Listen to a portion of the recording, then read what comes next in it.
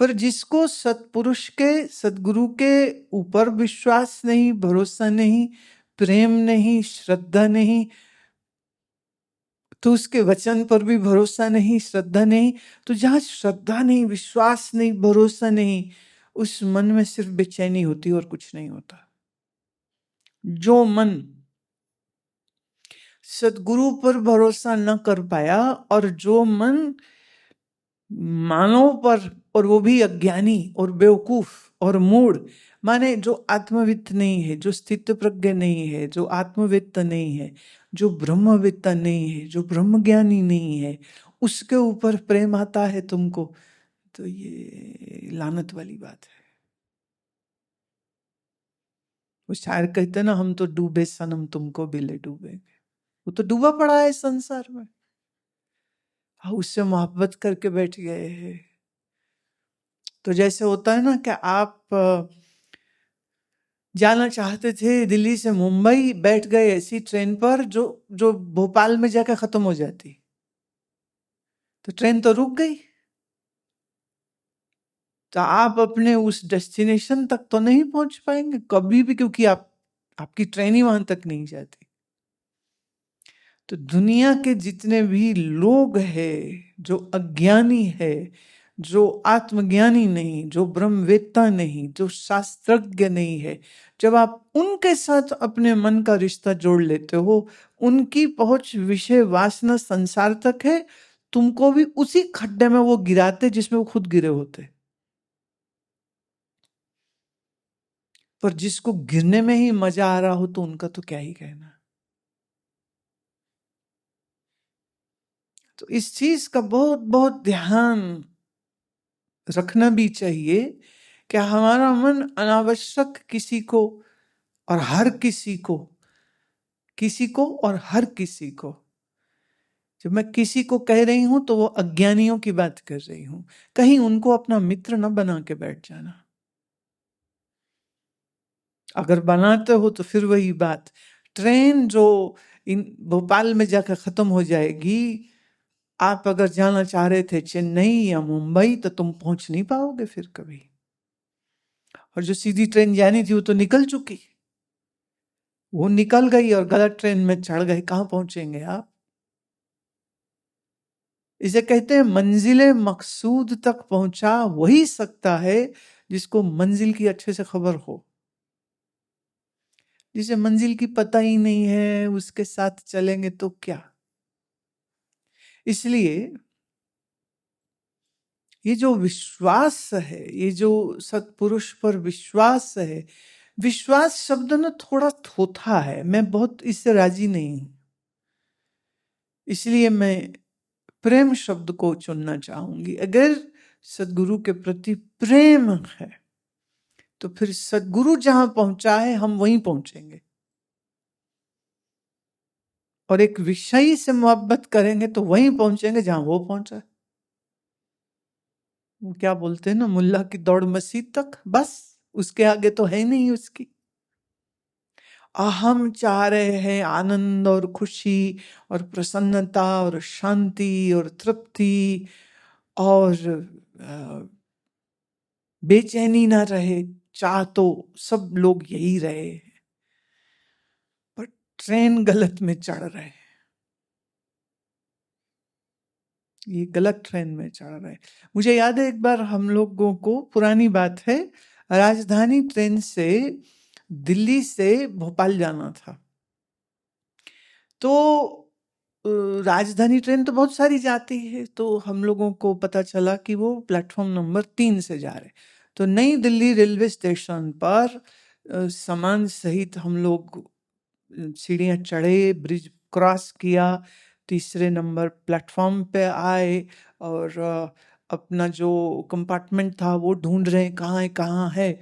और वहाँ जब तक पहुँचे तो उस पर लिखा था राजधानी एक्सप्रेस थी, लेकिन वो जा किसी और डेस्टिनेशन पर रही। अरे ये तो ट्रेन वहाँ जा ही नहीं रही है, ये तो गलत राजधानी है। फिर किसी से पूछा, वो कहते नहीं नहीं वो तो प्लेटफॉर्म नंबर 4 से जानी है। तो हम लोग फिर कुली को लिया सामान, फिर सारी सीढ़ियाँ चढ़े, क्रॉस किया, और मतलब यूं समझिए कि ये पैर ट्रेन में रखा और ट्रेन के चलना शुरू हो गया। तो चलती ट्रेन से ही कुली को पैसा दिया, मुश्किल पकड़ी। है तो दोनों राजधानी, पर एक जा रही भोपाल और एक नहीं जा रही। वो लखनऊ जा रही थी, हमें तो लखनऊ जाना नहीं है, न रास्ता ही अलग हो जाता है। तो देख के आजकल तो एयरपोर्ट में भी आप जब अपने जहाज को बोर्ड करने लगते हो ना, तो वहां वो फिर एक बंदा खड़ा होता है कि ये मुंबई जा रहा है कि नहीं, मुंबई जा रहा है कि नहीं। क्योंकि कई बार लोगों को गलती लग जाती है, एक ही साथ बहुत से गेट हैं, जाना 8 पे है, वो चला 7 में गया तो मुश्किल हो जाएगी। इसलिए वो भरोसा नहीं करते पैसेंजर पर, वो फिर से एक बंदा अपना खड़ा करते हैं जो आपका बोर्डिंग पास देख के कहता है नहीं आप गलत गेट पे आ गए हो, दूसरे गेट पे जाइए। गेट सही हो, माने टिकट है और गेट गलत हो गया तो यात्रा नहीं ठीक हो पाएगी। इसलिए आनंद, संतुष्टि, शांति के डेस्टिनेशन पर पहुंचना है अगर, फिर गेट तो गुरु ही है, गेट तो गुरु ही है। और गुरु से ही प्रेम नहीं है, वाह क्या होगा। तो मतलब द्वार बंद है, अब टिकट लेके क्या करोगे। Gate closed, boarding done, gate closed, flight taken of, passenger will be stranded on the airport. इस एग्जाम्पल को समझिए। मन में जब आपके गुरु के प्रति प्रेम होता है, और ये प्रेम बेशर्त होता है, और ये इस भरोसे, इस विश्वास से उठता है कि जहां मैं जाना चाहता हूं, जो मैं पाना चाहता हूं, इन्हीं के जरिए मिलेगा। पर किसी एक पॉइंट पर आकर के जो पाना है वो इम्पोर्टेंट तो है, लेकिन गुरु थोड़ा सा और ज्यादा इम्पोर्टेंट हो जाता है। वाणी में एक बड़ा सुंदर शब्द आता है, राज न चाहूं मुक्त न चाहूं मन प्रीत चरण कमलारे। ना तो मुझे राज चाहिए, ना तो मुझे मोक्ष चाहिए, बस तेरे चरणों की प्रीति लगी रहे, बस इतना ही चाहिए। अब वो प्रेम में ही खुश है, कहता मुझे मोक्ष भी नहीं चाहिए, क्या करूंगा मैं मोक्ष का। तो संत वाणी में, गुरु वाणी में ऐसे अनेकों अनेक शब्द हैं जहां शिष्य अपने भाव, अपने मस्ती, अपना विश्वास, अपना आनंद, अपना प्रेम, अपनी खुशी, वो जो गुरु के संग रहने से, गुरु के दर्शन से, गुरु का वचन सुनने से, गुरु की सेवा करने से, गुरु के प्रेमियों की सेवा करने से जो मिल रही है, वो उसका इतना उत्सव मना रहे हैं, बाकी सब चीजें गौर करने की जरूरत नहीं रह जाती। मुझे स्मरण आ रहा है, पूज्य स्वामी अखंडानंद सरस्वती जी के शिष्य स्वामी प्रबुद्धानंद जी ने एक बात मेरे से कही थी। मैं उनको आगरा ही पता चला था वो हैं, और मैं कई सालों से उनको पता नहीं चल रहा था वो हैं कहाँ पर, और फिर उनकी खबर लगी वो आगरा में है, तो मैं उन्हें मिलने को गई। मतलब ये मुलाकात उनके साथ कोई 25 साल बाद हो रही थी। 25 साल पहले हम स्वामी जी के वृंदावन के आश्रम में जब उनको महाराज जी के चरणों में बैठ के उनको सुनते थे, तब वहां उनको सेवा में देखा था। ज्यादा लंबी बातचीत तो कभी नहीं हुई, लेकिन आंखों ही आंखों से जो जितना आशीर्वाद और जितना प्रेम वो देते थे, और मेरे लिए एक आइडियल शिष्य कैसा होना चाहिए तो वो स्वामी प्रबुद्धानंद है। मतलब उससे बेहतर और उससे उत्तम कोई मैंने तो देखा नहीं। 25 वर्षों बाद जब उनसे मुलाकात हुई, तब स्वामी जी ये बात कह रहे थे, बोले मैंने तो महाराज को जब देखा, जब सुना, तो मैं कॉलेज में था, उनका सत्संग सुनते सुनते ऐसा मन में आया कि जिस दिन वो यहाँ से निकले आगरा से ही, तो कहते मैं ट्रेन में चढ़ गया साथ में और महाराज के चरण पकड़ लिए और कहा कि मैं तो अब आपके चरणों में ही रहूंगा, मैं अब घर वापस नहीं जाऊंगा। कह रहे वो दिन है और ये दिन है, उनकी सेवा, उनका दर्शन। कहते मैं तो सत्संग सुनता रहा, अकेले अलग से कभी ग्रंथ नहीं पढ़े, पर महाराज के मुख से इतने सालों जो सुनता रहा तो सब उपनिषद, सब वेदांत, सब ऋचाएं, सब स्मृतियां महाराज के मुख से सुन सुन के, कह रहे सुन सुन के ही सब आ गया। अलग से कभी बैठ के कोई ग्रंथ नहीं मैंने पढ़ा, उसकी जरूरत ही नहीं है। मैं तो उनकी सेवा में हूँ, मैं तो उनके दर्शन में हूँ, मैं तो उनकी वाणी क्या उनके दर्शन को पी रहा हूँ। कह रहे वो सब कुछ जो है मेरे भीतर जाता रहा, ज्ञान हो जाए, ये हो जाए, वो हो जाए। बोले ऐसा भी कोई था ही नहीं मेरा लक्ष्य। कह रहे जैसे कोई किसी के प्रेम में दीवाना हो जाए, बोले हम तो बस उनके दीवाने हो गए थे, उनके संग संग रहे और लगभग 40-45 साल वो उनके साथ रहे। जब तक महाराज का शरीर रहा तब तक वो उनके संग रहे। करीब 24 घंटे का संग साथ था मेरा। रात भी कहते मैं उन्हीं के कमरे में जमीन पे दरी बिछा के सोता था कि मैं दूसरे कमरे में जाके नहीं सोऊंगा। उन्होंने भी कभी इतराज नहीं किया था, मैंने ठीक है सो जाओ, यहीं सो जाओ।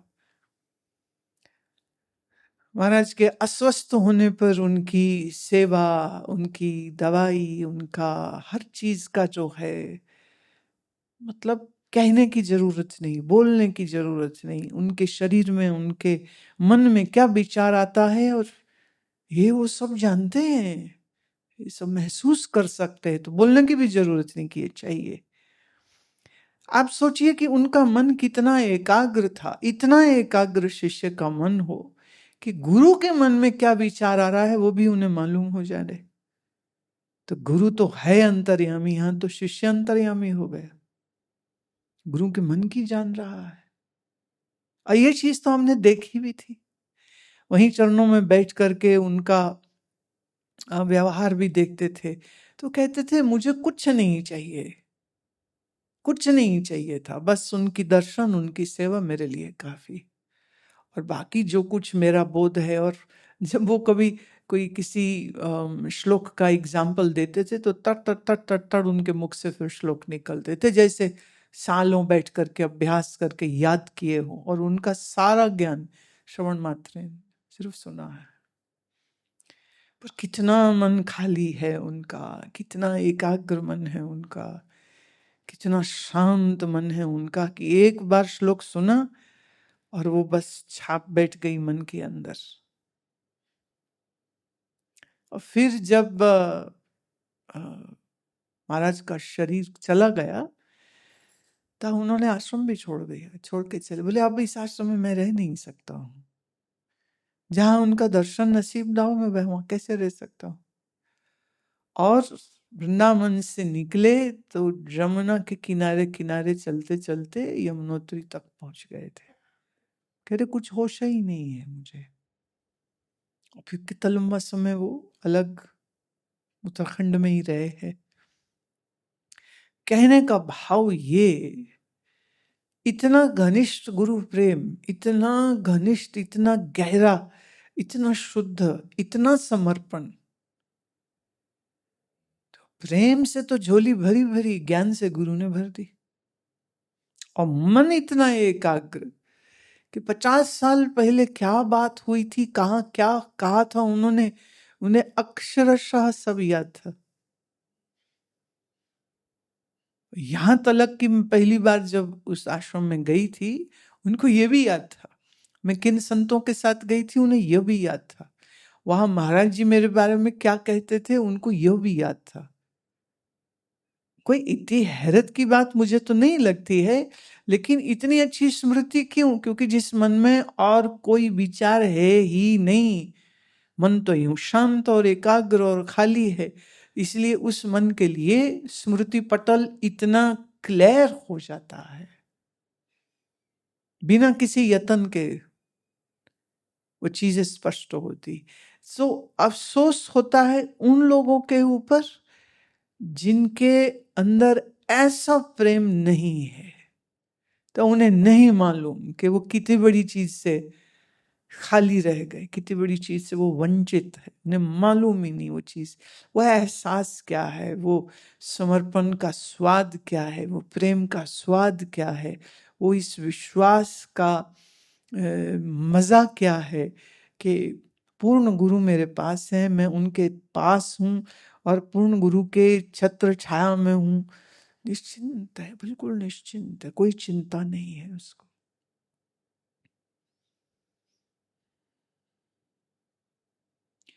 एक संत कहा करते थे, बोले आप मन में किसी विषय की ना, आध्यात्मिक विषय की कोई तड़प नहीं है। कहते क्योंकि ये लगता है कि जो भी कुछ हम सुन रहे हैं, कोई भी स्थिति, कोई भी समाधि, बोले क्या बड़ी चीज है, कोई बड़ी चीज नहीं है। ज्ञान की यह अवस्था हो, यह अवस्था हो, ध्यान की यह अवस्था हो, यह अवस्था हो, जिसके मन में श्रद्धा और प्रेम भरपूर ऐसा भरा हुआ होता है, ऐसा जो शुद्ध अंतःकरण वाला व्यक्ति होता है, उसको सब कुछ अनायास मिलने लग जाता है। जो यत्न कर करके नहीं मिलता है, वो उसको अनायास बिना प्रयास उसको मिलना शुरू हो जाता है। पर अपनी मैं को मार के, बेवकूफी को मार के, जिद्दों को मार के, अहंकार को गिरा के, इतना गहरा प्रेम तभी संभव होता है, उसके पहले संभव नहीं होता।